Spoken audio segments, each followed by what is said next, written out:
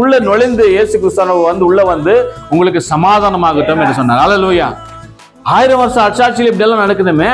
இப்போ கதவு லாக் பண்ணிருந்தாக்கா நீ பார்த்துட்டு எங்க போய்க்கிறாங்கன்னு சொல்லிட்டு வாபஸ் போயிடுற, அப்படியே வரணும்ல உள்ள நீ.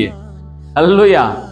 எப்படிங்க ஜனங்க அவங்களுக்கான வெளிப்பாடு தீர்க்கதரிசிக்கு மட்டும்தான் வெளிப்பாடு. ஹல்லேலூயா. தேவன் சொல்லிவிட்டார், என்ன சொல்லி, நான் தீர்க்கதரிசிகளை தவிர நான் ஒரு காரியத்தை நான் வெளிப்படுத்த மாட்டேன். தேவன் அதை கரெக்டாக அதை வெளிப்படுத்தி செய்து கொண்டிருக்கிறார்.